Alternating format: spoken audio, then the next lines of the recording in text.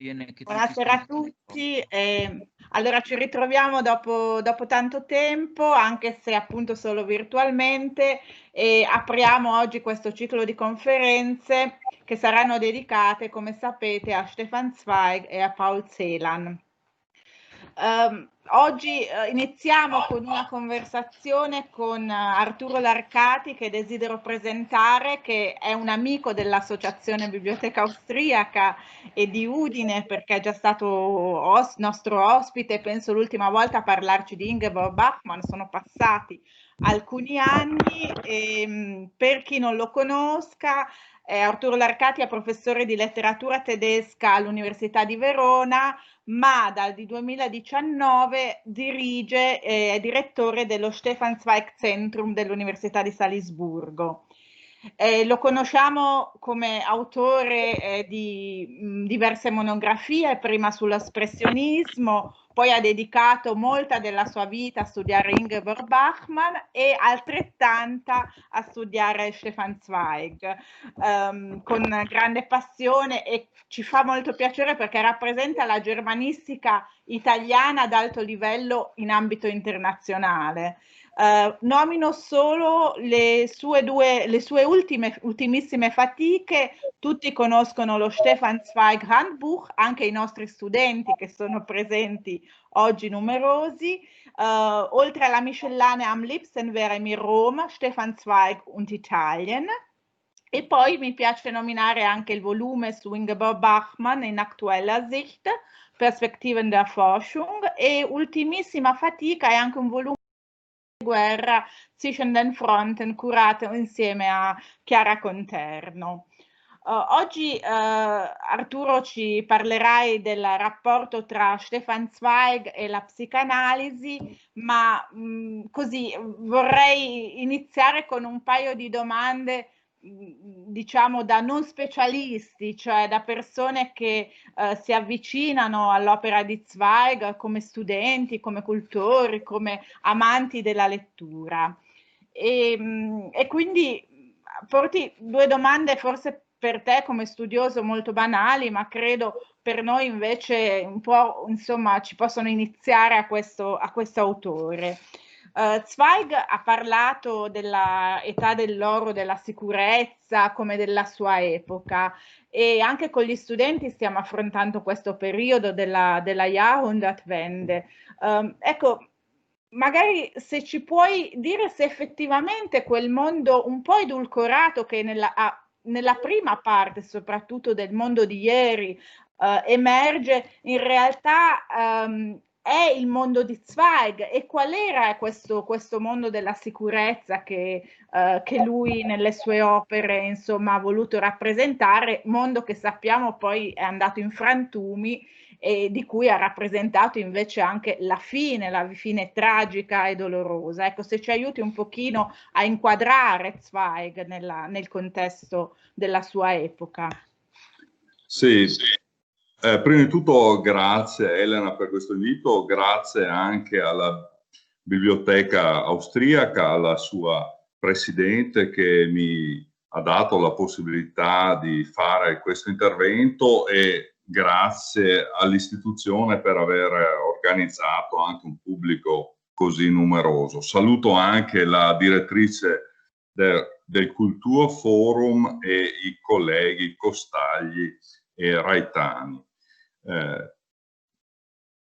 Per venire alla tua domanda, Il mondo di ieri è una delle opere che ha reso Zweig così famoso in Europa e nel mondo, e che ha fondato insieme forse alla novella degli scacchi la sua fama di autore canonico della letteratura austriaca. Il mondo di ieri è per lui il mondo della monarchia austriaca prima della fine della seconda guerra mondiale. Questo mondo per lui è il mondo in cui c'è stata un'estrema fioritura dell'arte, della letteratura, anche della musica, naturalmente anche della medicina con Freud. È stata un'epoca in cui l'Austria si è fondata come grande culturnazione e ha raggiunto un apice, una fioritura della letteratura delle arti che più tardi non ha avuto, che non si può confrontare con epoche successive, e anche dal punto di vista della vita sociale, secondo lui rappresentava una continuità fra le generazioni che dava un senso di estrema sicurezza che con la fine della guerra prima e poi con lo scoppio del nazismo è entrato in crisi. E inoltre quest'epoca, secondo lui, merita di essere idealizzata anche perché rappresentava un modello di coesistenza pacifica fra diverse etnie, un modello di coesistenza fra etnie che per lui non si è ripetuta più tardi e che diventa anche modello per l'Europa che lui pensa come Europa unita. Ecco, per tutti questi fattori questa epoca resta per lui un'epoca irripetibile della storia della cultura austriaca e è la base per la realizzazione dell'Austria come grande nazione culturale. Insomma. Si vede anche oggi, ancora oggi, turisti vengono in Austria per vivere questa grande eredità culturale, questa grande eredità di cultura nazione. Adesso l'Austria è dal punto di vista territoriale, dopo la guerra ha perso 7/8 del suo territorio, ma vive ancora di questa eredità culturale che ha avuto la sua massima fioritura al tempo della monarchia asburgica. Ecco, questo Grazie Arturo. Io credo che possiamo entrare direttamente nel cuore della relazione che dedicherai oggi al rapporto tra le opere di Zweig e la psicanalisi di Freud. Magari lasciamo le altre domande che avrei da farti e che tutti noi avremmo da farti su Zweig come grande scrittore europeo che ha fatto, che si è definito che era pacifista, europeista. Lo lasciamo forse alla fine questo discorso, anche perché forse è un pochino anche il punto di contatto anche del ciclo che vogliamo dedicare a questi due grandi autori. Io direi, se sei d'accordo, che preferirei che partissi subito con la tua relazione, perché il pubblico insomma la sta attendendo, e va poi bene. lasciamo con piacere, sì. le domande. Ecco. Naturalmente, a proposito dell'Europa, si tocca anche il punto centrale dell'attualità dell'opera di Stefan Zweig. Allora, nell'introduzione al mio intervento vorrei partire da una celebre affermazione che ha fatto Zweig nel 1925 nell'introduzione a un suo celebre libro, in cui appunto dice: sono psicologo per passione. Ecco, questa dichiarazione, questa frase, questa affermazione è una dichiarazione di poetica e nello stesso tempo è una chiave di lettura delle sue opere. Una chiave di lettura soprattutto per le due raccolte di novelle che ha scritto negli anni '20, e cioè Amok e poi Verwirrende Gefühle, due raccolte che ha scritto nel suo fortunato e felice periodo salisburghese, nei 15 anni che ha passato a Salisburgo, e le raccolte che sono quelle poi che fondano anche la sua fama internazionale, perché Amok del 1922, la raccolta Amok del 1922, viene tradotta subito in moltissime lingue, così come anche la raccolta successiva Verwirrung der Gefühle. Così che questi anni 20, dalla metà degli anni 20 in poi, si fonda appunto una fama internazionale, tanto che negli anni 30 Stefan Zweig diventa l'autore più letto e più tradotto in lingua tedesca, l'autore più famoso, se vogliamo, in tutto il mondo. E questo è un primato veramente sensazionale per questo autore. E Amok, di cui vi parlavo, è anche la prima raccolta che viene tradotta in italiano, che viene tradotta in particolare da un famoso germanista che si chiama Enrico Rocca.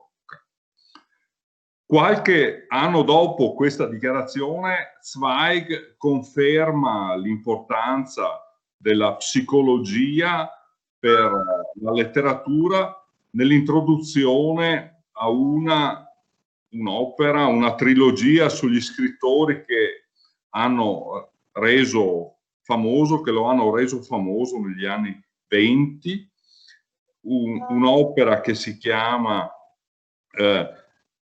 Drei Dichter ihre, e in questa introduzione, parlando del futuro dell'arte, Stefan Zweig afferma: la scoperta dell'anima, l'autoindagine, sarà il compito di questa nostra umanità diventata sapiente.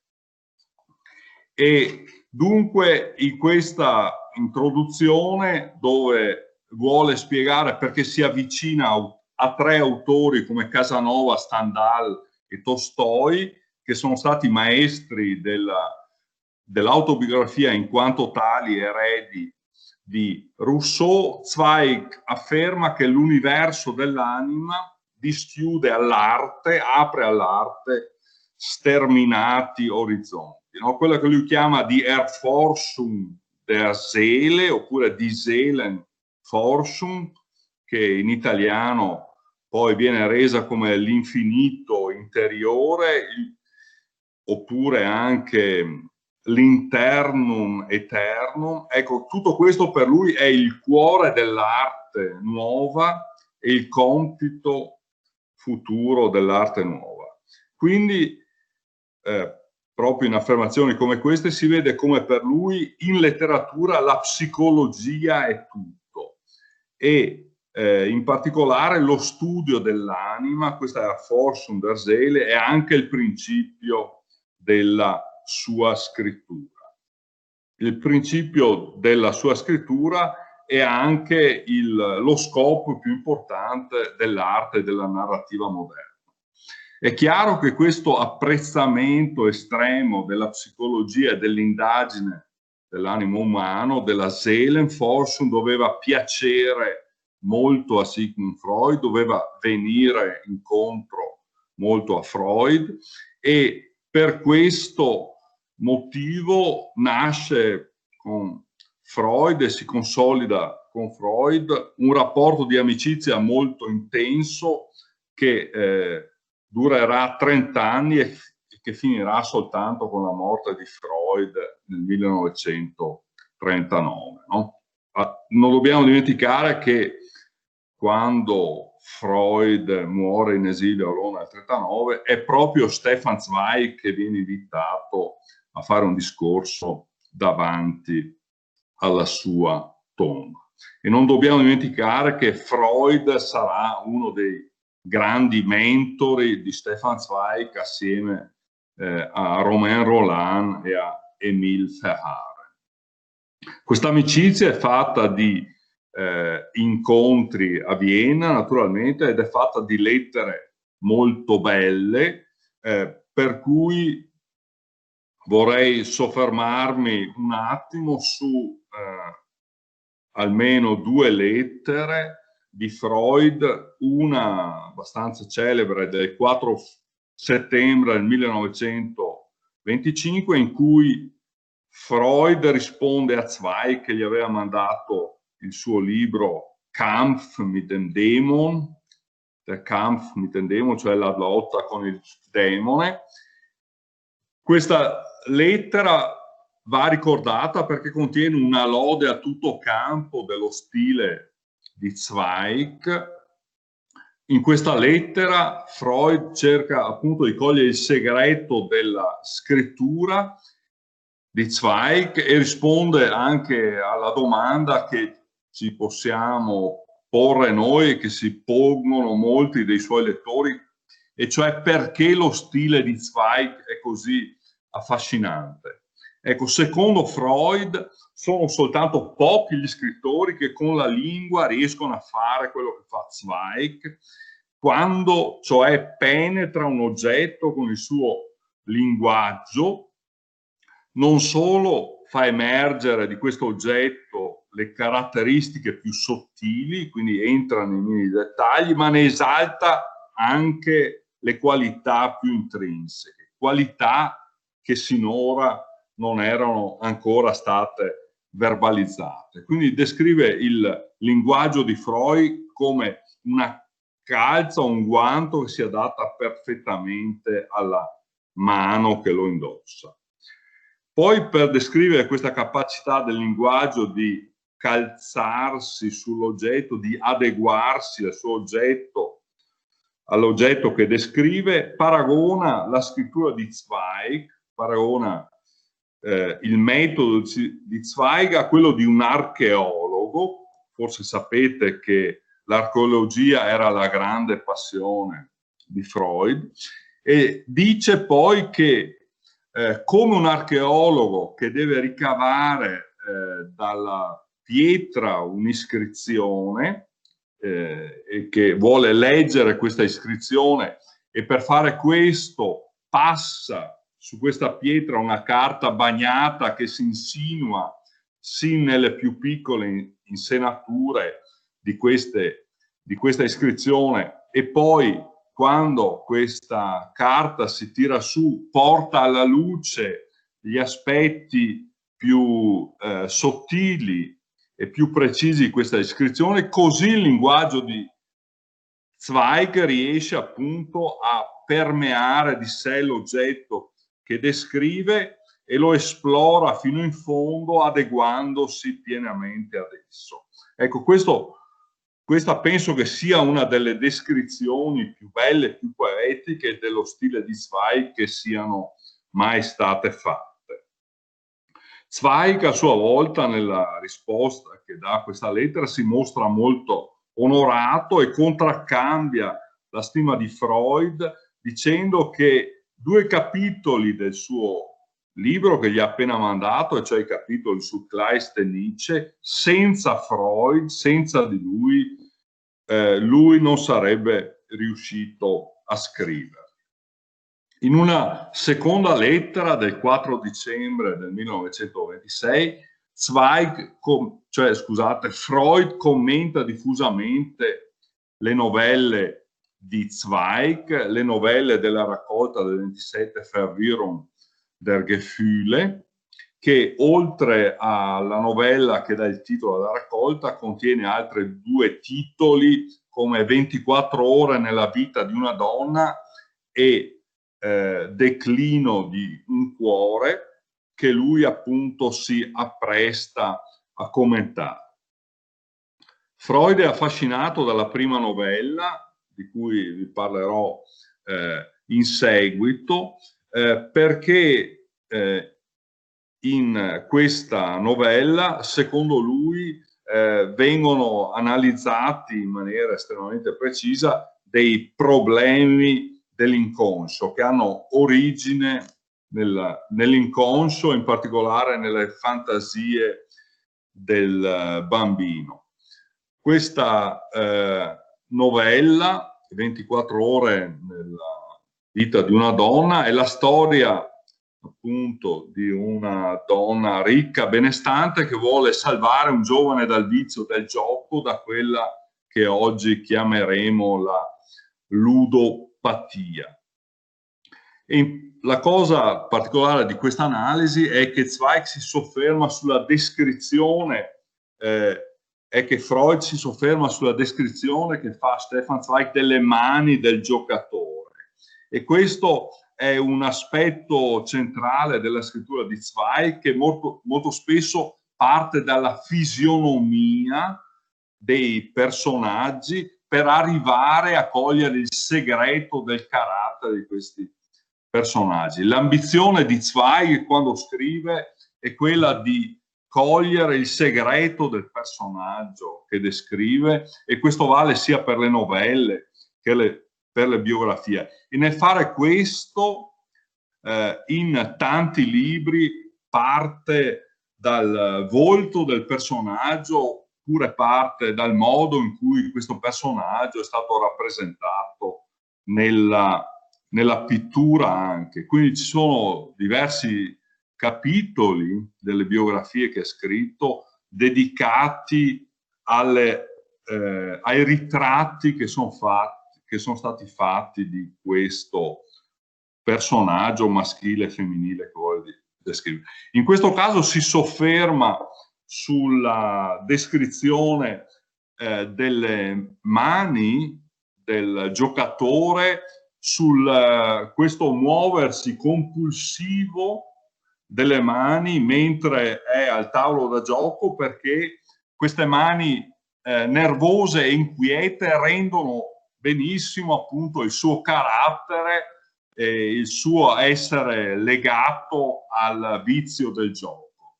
È la stessa cosa che Zweig fa, ad esempio, quando descrive la musica di Ferruccio Busoni. Anche qua nel descriverlo si ferma a lungo sulle mani, sulle mani che eseguono un pezzo musicale al pianoforte, appunto perché anche qua nel movimento delle mani, nel modo virtuoso in cui si muovono le mani, vede il segreto della creatività artistica. Ecco, secondo Freud questa descrizione dettagliata delle mani del giovane è un'allusione alla masturbazione. Secondo Freud il rapporto fra la donna e il giocatore è un riflesso del rapporto fra madre e figlio, cioè la donna che vuole salvare questo giovane, secondo Freud, è una proiezione della madre che vuole salvare il figlio dai pericoli della masturbazione. Ecco, da questa interpretazione fortemente psicanalitica. Ecco, per cui in questa novella, secondo lui, c'è un cosiddetto Urmotiv della psicanalisi che Zweig traduce in letteratura. Naturalmente questa è una spiegazione che ha molto a che fare con la sfera della sessualità. Questo Urmotiv di tipo psicanalitico, questo motivo profondo di tipo psicanalitico, di provenienza psicanalitica, si trova anche, secondo Freud, nella seconda novella che scrive Stefan Zweig, e cioè Declino di un cuore. Questa è una novella, tra l'altro ambientata a Gardone, in cui un padre di famiglia che sta passando le vacanze sul lago di Garda, a un certo punto nota, figlia si alza di notte e nota che la figlia rientra nella stanza dopo essere probabilmente dopo aver fatto visita a un amante. Ecco, e questo evento è qualcosa per lui di fortemente drammatico, si sente tradito, entra in crisi, si sente appunto tradito dalla figlia e dalla famiglia, e mentre è un momento in cui si sente anche molto male, ha dei crampi alla cistifeglia, però invece che occuparsi dei suoi problemi della salute ha una crisi che lo spingerebbe ad ammazzare l'amante della figlia e a scappare appunto da Gardone per andare in un altro posto, cosa che però non succede perché la moglie non lo accetta, per cui resta lì e la rabbia che ha per questo prevale sulla preoccupazione per il fatto che si sente male, così appunto inizia questo declino fisico, questo Untergang del cuore che dà il titolo anche alla novella, che lo porterà piano piano fino alla morte, perché nel momento in cui decide di farsi operare è già troppo tardi e muore anche ripudiando anche la figlia. Ecco, tutto questo per questa novella, per Freud, come dicevo, riflette un Urmotiv classico della psicanalisi, che è la gelosia del padre per la sessualità della figlia che considera come una sorta di sua proprietà, e appunto la rabbia verso l'amante è una proiezione della rivalità del padre nei confronti del giovane rivale, del giovane amante della figlia. Nello stesso tempo però Freud afferma che i turbamenti del padre non ci devono inquietare più di tanto, perché secondo lui sono assurdi e non hanno più senso. È assurdo che il padre sia scosso da questa rivalità nei confronti del giovane amante. Anche, passo adesso alla terza novella, che anche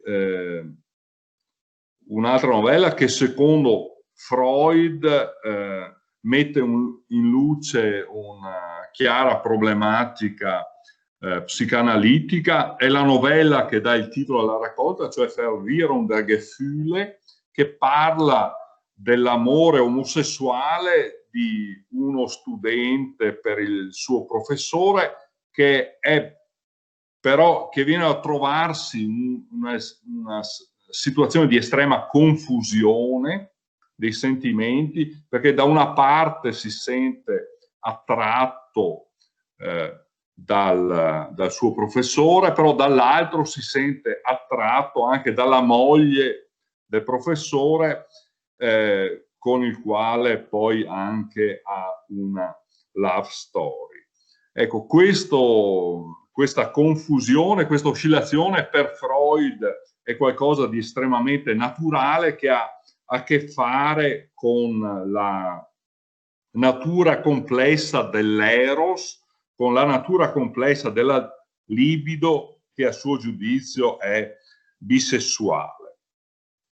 E comunque Freud ammira fortemente l'autenticità con cui Zweig rappresenta questo dilemma della novella, rappresentato nella novella.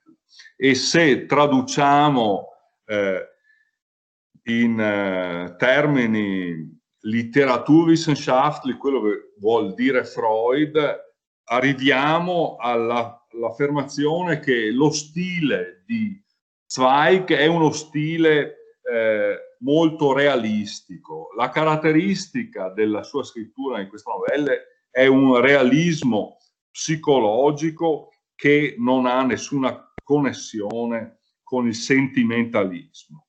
Il tema naturalmente avrebbe potuto suscitare la tentazione di essere un po' patetici, invece secondo Freud Zweig è autentico senza cadere nel kitsch.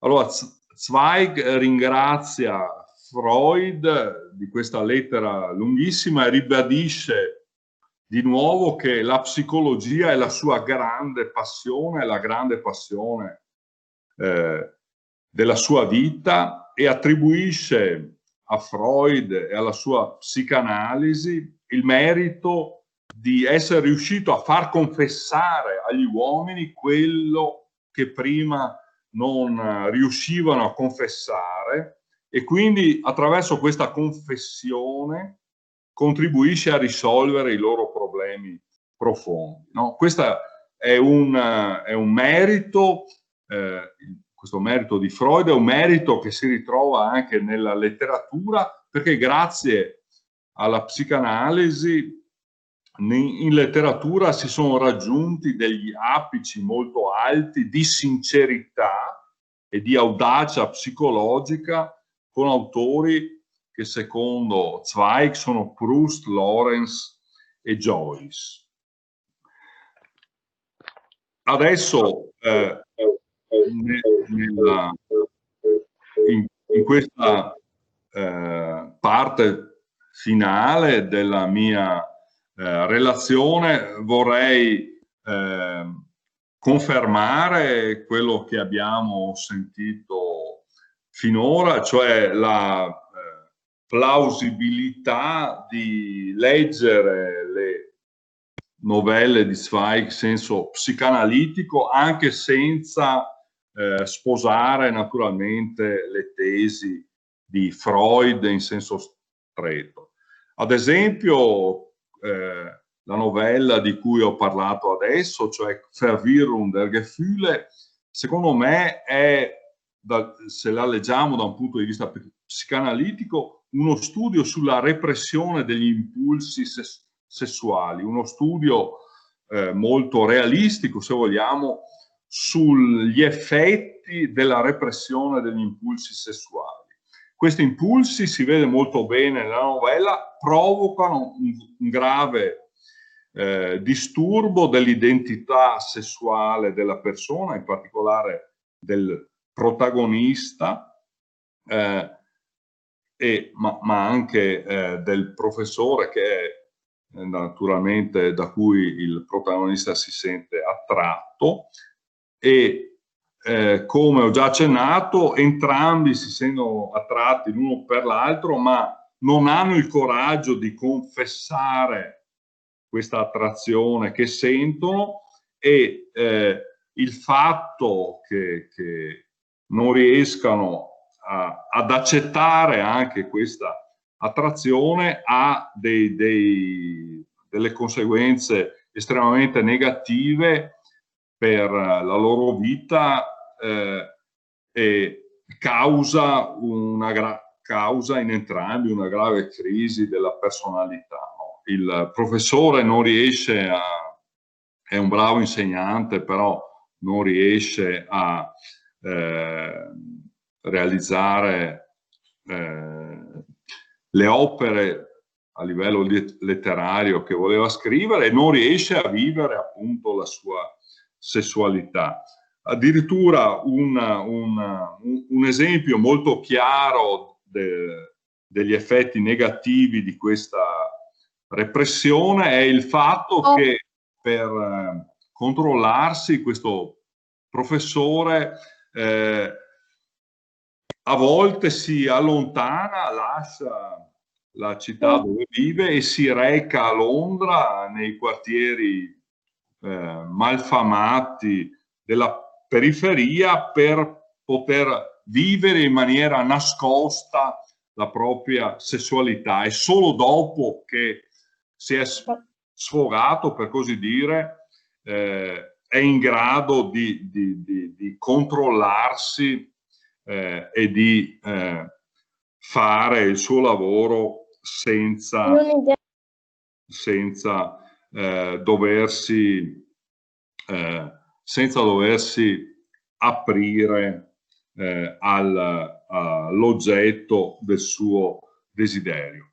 Quindi vediamo anche non solo le crisi, le conseguenze disastrose che ha la repressione della sessualità nelle singole persone, anche l'immagine della società in cui vivono queste persone è un'immagine estremamente cupa, perché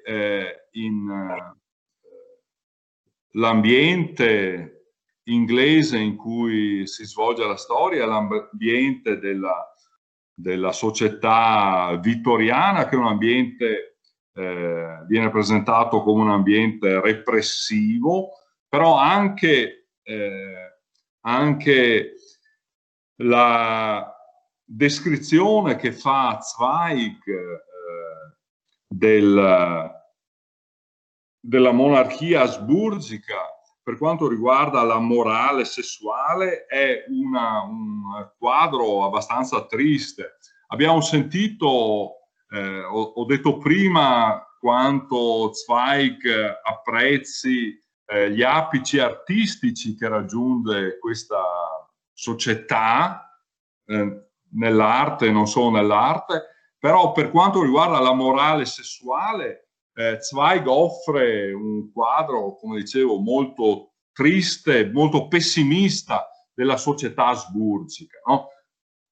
C'è stata la festa per ricordare la violenza che si fa sulle donne. Se si guarda il capitolo che si chiama Eros Matutinos, in cui Zweig nel mondo di ieri descrive com'è la morale, l'educazione sessuale dei maschi e delle femmine, viene fuori, dicevo, un quadro molto negativo. Per questa società viene fuori, si presenta come una società falsa, ipocrita e repressiva, perché i giovani vengono educati alla libertà, invece le giovani donne vengono tenute sotto chiave, non possono mai fare nulla da sole, vengono continuamente tenute occupate col pianoforte o col ricamo in maniera che non cedano alle tentazioni erotiche che sono invece concesse ai loro pandan maschili. Ecco, potrei andare molto avanti nell'analizzare questa novella, analizzare anche i meccanismi di sublimazione con i quali appunto soprattutto il personaggio più giovane cerca di elaborare poi questa mancanza di soddisfazione per il suo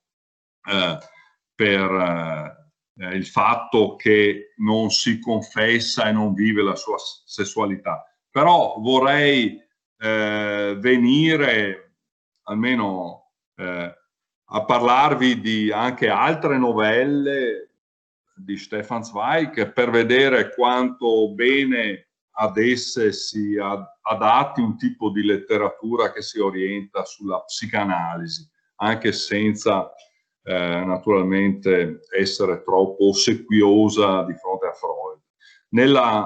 Anche nella novella degli scacchi, ad esempio, vediamo molto bene gli effetti devastanti sull'integrità fisica della persona che ha un trauma che il protagonista subisce quando viene arrestato dalla Gestapo.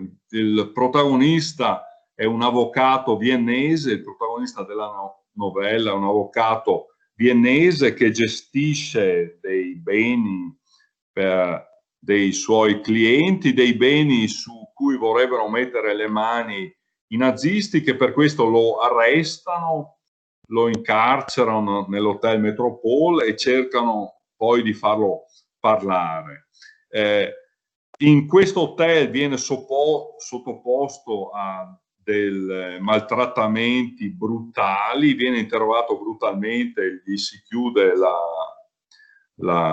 gli si lascia aperta continuamente la luce, accesa la luce nella stanza, in maniera che sia sempre più sotto stress, che non possa dormire, che sia portato al limite della disperazione. Ecco, disperazione da cui si salva riuscendo a rubare un libro di scacchi e imparando a memoria le partite più memorabili della storia degli scacchi, per cui si salva e poi riesce anche a fuggire lasciando l'Austria e rifugiarsi in America.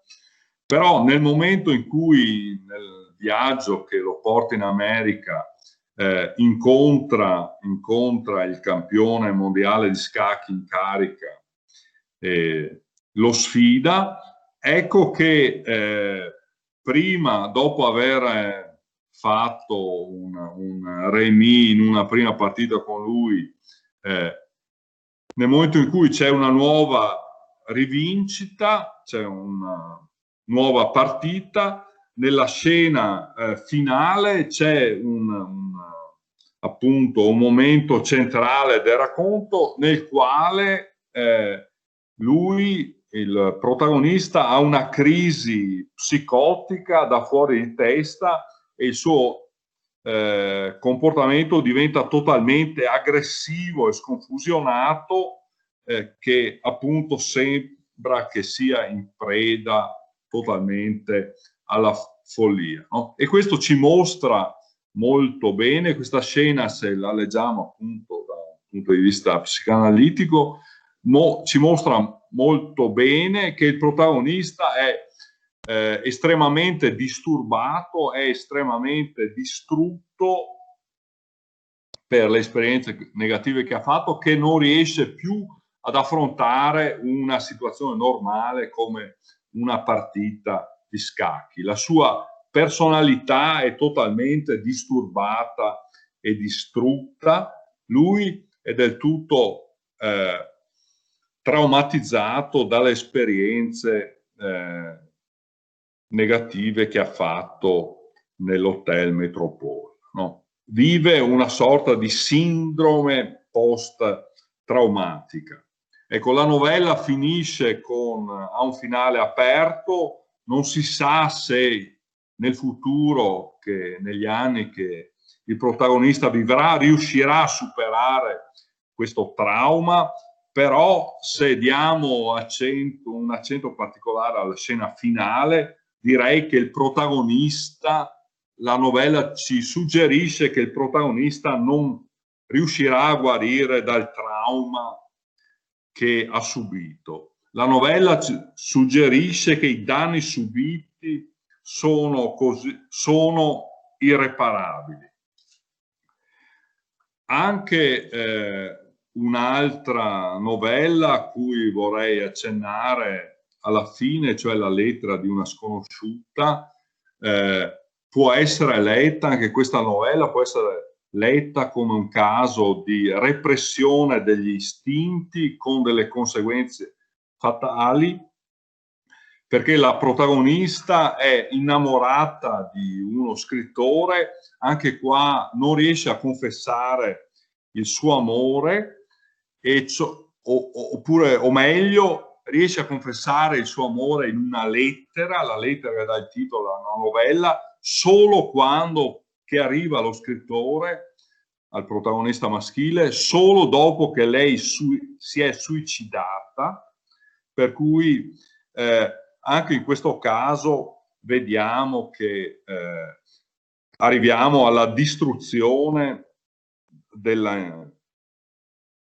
dell'identità, dell'integrità fisica di una persona, distruzione che appunto porta la persona al suicidio.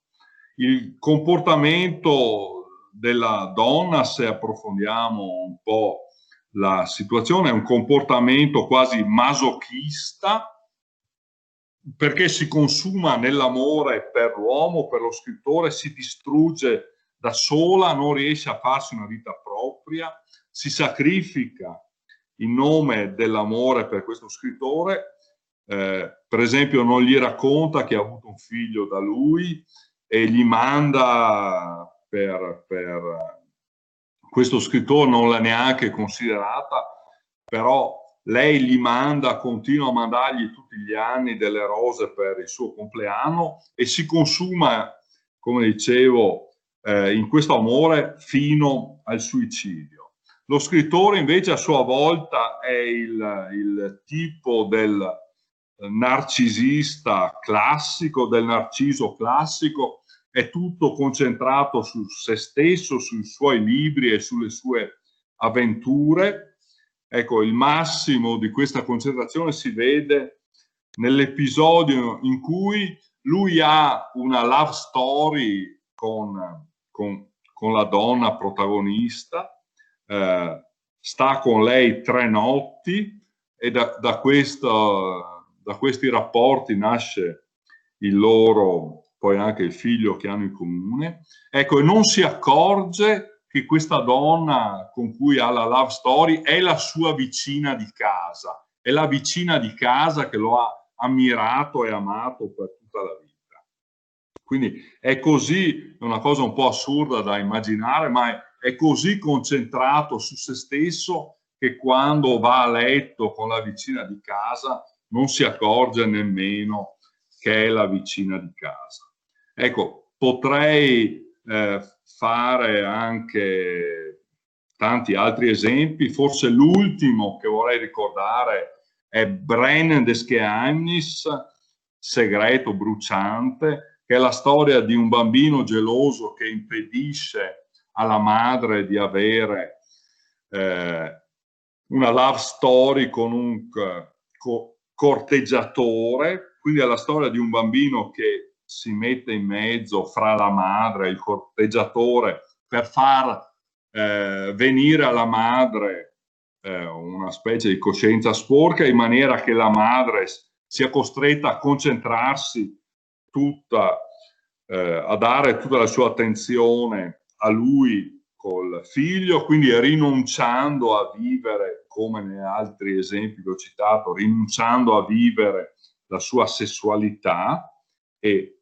limitandosi solo a essere madre. Ecco, questa novella si può vedere benissimo un riflesso psicanalitico. Ecco, nella novella Angst, poi nella novella Paura, abbiamo l'esempio di un marito che scopre il tradimento della moglie e che assolda un'attrice per ricattarla e per farla sentire male, per farla stare male. Ecco, e si gode sempre più, si gode tutte le diverse fasi in cui questa donna sta sempre più male, si gode tutti i momenti in cui cresce il panico, cresce la paura di questa donna, per cui in questo comportamento possiamo vedere il tipo classico di un comportamento di tipo sadico. Il marito è un'espressione classica di un comportamento sadico, esattamente come nel comportamento della donna sempre più in preda al panico. Si può vedere quello che i contemporanei di Zweig e Freud consideravano come un comportamento isterico. Ecco, sono arrivato alla fine e quindi vi ringrazio tantissimo della vostra attenzione e aspetto con curiosità le vostre domande. Grazie mille. Grazie Arturo per questa carrellata che ci hai fatto, non solo attraverso le opere più note di Zweig, ma anche attraverso novelle che non sempre sono conosciute, soprattutto dai nostri studenti. Ci hai mostrato come Zweig la sapesse raccontare, ma dove il racconto, la psicanalisi, dove il termine racconto ha un significato alto, e come anche abbia saputo sfidare dei tabù dell'epoca che certo Freud sfidò nella psicanalisi, ma che nella Vienna dell'epoca invece, come hai raccontato, non erano affatto scontati. Non voglio rubare il tempo al pubblico, quindi chiedo ci sono presenti anche diverse colleghe e colleghi nella chat, ho visto, che ringrazio per la partecipazione, ma soprattutto anche ai nostri studenti chiedo se ci sono delle curiosità o comunque delle richieste anche solo di chiarimento o delle osservazioni. Sì, per confermare quello che dici, appunto, Zweig in queste novelle in cui descrive appunto gli effetti distruttivi della repressione sessuale, invita naturalmente i lettori a identificarsi con le vittime di questa repressione, naturalmente. E quindi anche questa rappresentazione è una condanna di questa, della società repressiva, che non permette alle persone, alle giovani donne o anche ai giovani uomini di vivere la loro sessualità, insomma.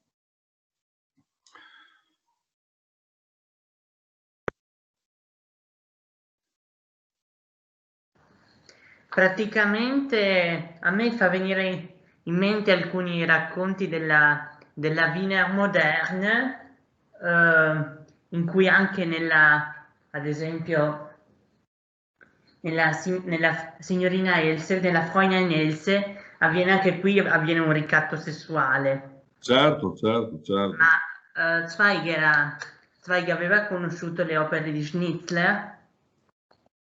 Naturalmente conosceva molto bene le opere di Schnitzler, erano insomma Zweig e Schnitzler erano molto amici, si stimavano, si mandavano molto spesso le loro opere ed è vero che ci sono molte analogie fra queste, fra la novella che citava lei e quella che ho citato io, cioè Untergang eines Herzens. Entrambe le novelle sono ambientate in un hotel, in un ambiente esclusivo dove si muovono persone ricche ed eleganti. Entrambe le novelle, insomma, rappresentano gli aspetti cupi di questa mentalità patriarcale.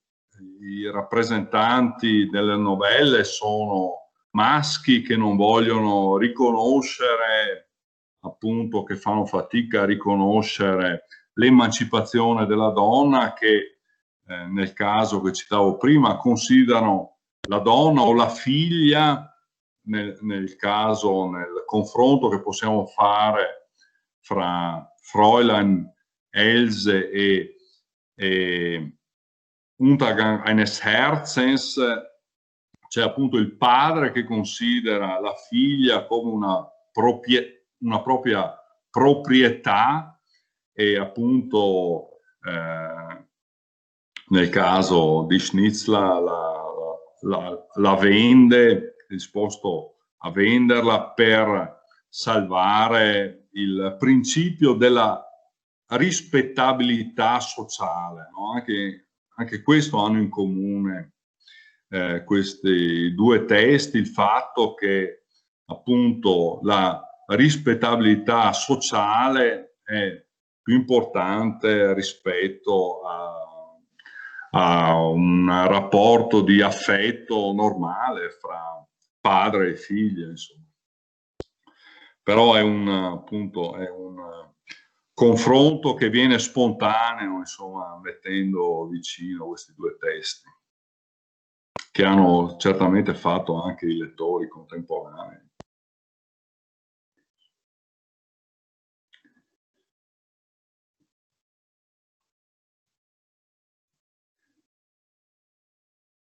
Direi quindi in Zweig abbiamo tutte e due le facce, tutti e due i volti della monarchia asburgica, gli splendori, il glans da una parte, i grandi apici dall'altra, ma anche un po' gli aspetti anche più bui, più spiacevoli, più negativi di questa società. Sì, vedo una domanda. Buonasera professore, sono Patrizia Pancaldi da Bologna. No, invece a me è venuta in mente in una scrittura femminile azzurro pallido di Werfel, dove invece il maschio si fa proprio la figuraccia totale proprio. Qui siamo all'opposto, è il maschio che fa la figuraccia, insomma. E la trovo un romanzo breve stupendo, scritto veramente in maniera impeccabile. Sì, sì, come dicevo prima, Stefan Zweig ha avuto un grandissimo successo, ha avuto ed ha un grandissimo successo di pubblico, perché soprattutto di pubblico da parte ha un grande interesse, aveva e ha un grande interesse da parte del pubblico femminile, appunto perché questa è una cosa molto particolare, da uomo riesce a immedesimarsi molto bene nella psiche femminile, anche nelle sofferenze delle protagoniste di queste storie. Questa è veramente una caratteristica molto speciale, molto singolare della sua scrittura, e indirettamente, no, mettendo in luce questa sofferenza, che ho spiegato da dove viene questa sofferenza, mettendo in luce questa sofferenza, da una parte denuncia le cause di questa sofferenza e dall'altra lancia un appello ai lettori, ma soprattutto alle lettrici, tutte le volte che abbiamo delle protagoniste femminili, a identificarsi con queste persone svantaggiate, con le protagoniste femminili chiaramente svantaggiate e sofferenti in questa società che ho descritto.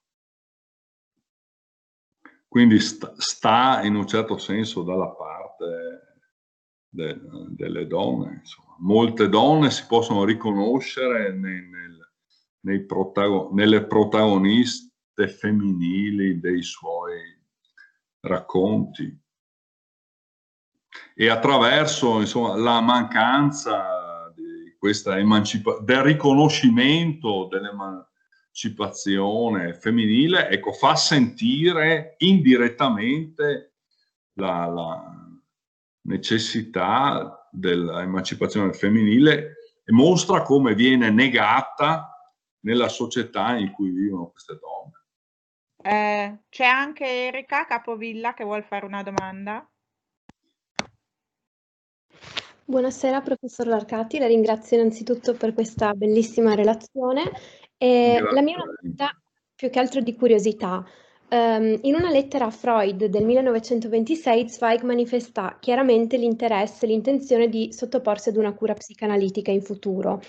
Mi chiedevo, ecco, se questa intenzione avesse poi trovato compimento, nel senso che anche dal carteggio si può evincere come Zweig venga in qualche modo psicanalizzato da Freud attraverso le sue opere, però mi chiedevo se appunto c'è un seguito, ci sono delle sedute vere e proprie con il suo maestro.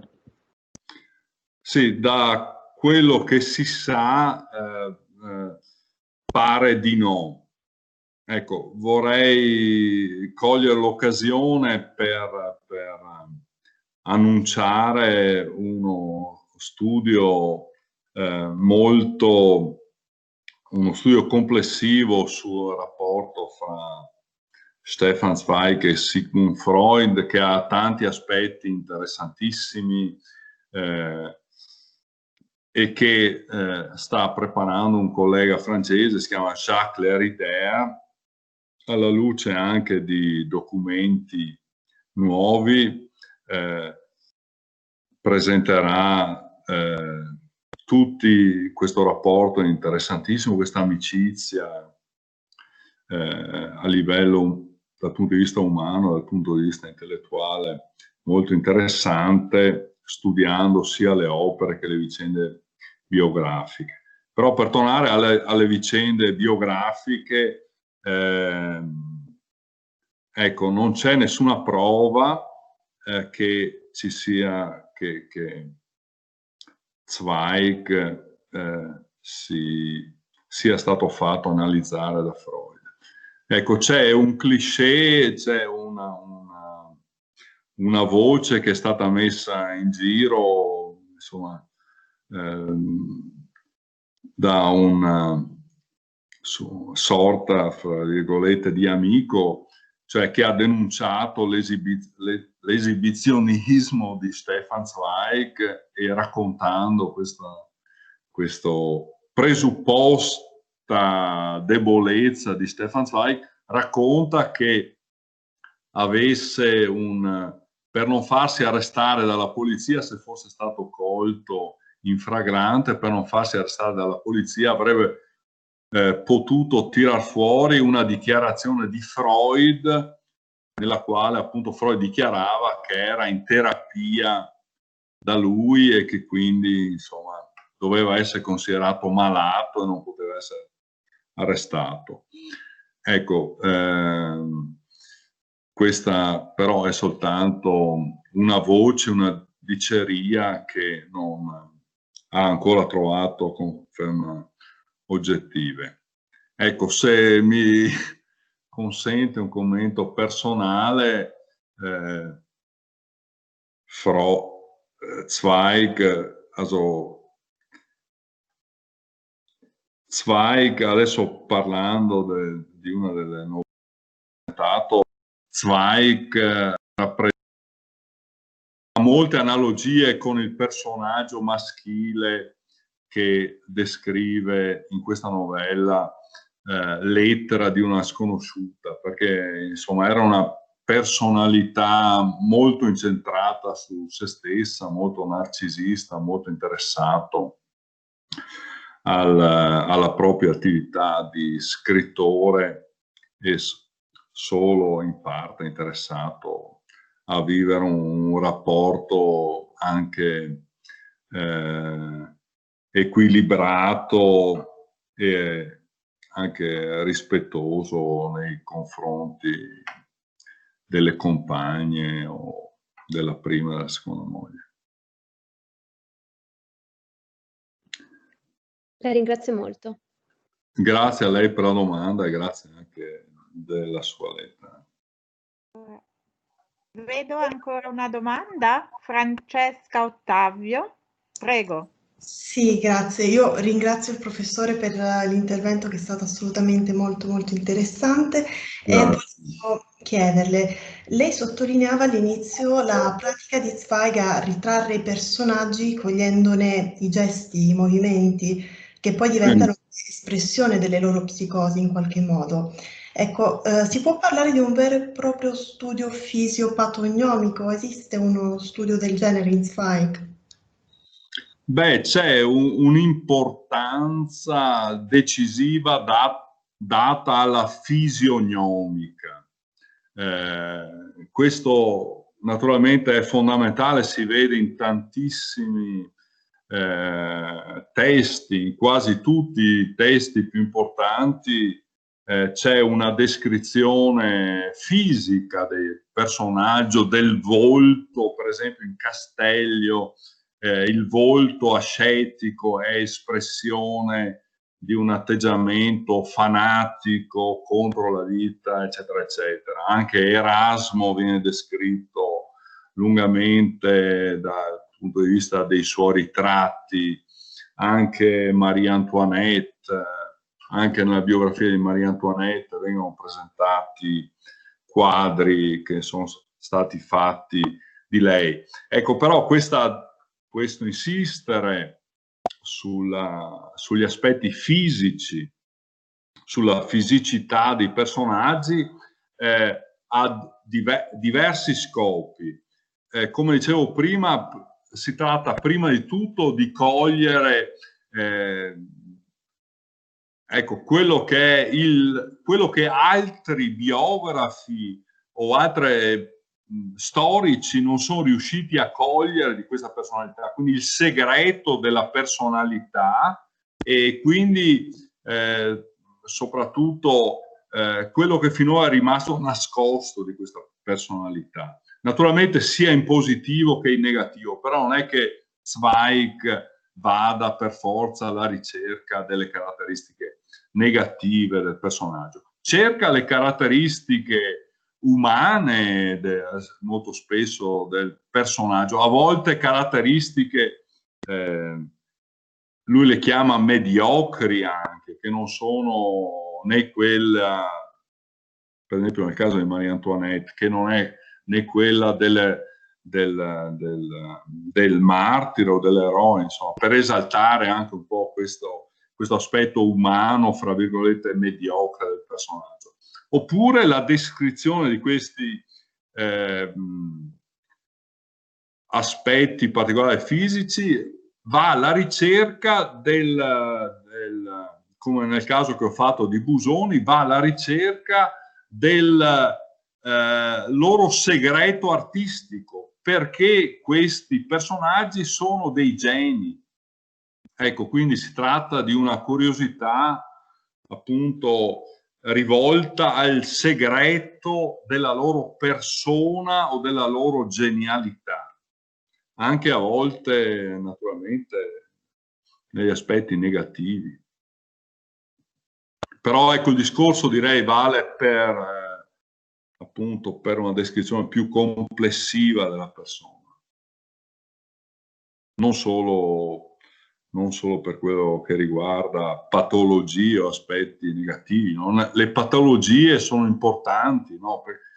Per esempio nel libro in cui si parla di Kleist, si parla di Nietzsche, ecco, la malattia, l'aspetto patologico è importante perché è estremamente legato alla creatività. Però, appunto, come dicevo, non è che Zweig vada alla ricerca solo delle caratteristiche patologiche o in primo luogo delle caratteristiche patologiche dei personaggi. Arturo, non vedo altre domande. L'ora è fatta un po' tarda, anche se noi staremo volentieri ad ascoltarti ancora e ti ringraziamo davvero per questa tua relazione molto ricca e ricca di tanti spunti che cercheremo anche nelle nostre lezioni con i nostri studenti e studentesse di approfondire. Diamo appuntamento a tutti alla settimana prossima. Chi vorrà esserci, proseguiremo il nostro ciclo di conferenze sempre in questa modalità online che ha dei limiti, però ci ha permesso oggi di dialogare in tanti, anche con tante colleghe e colleghi che altrimenti, e anche studentesse, studenti, dottorandi che mi hanno scritto, che hanno partecipato, e forse in presenza questo non sarebbe stato possibile.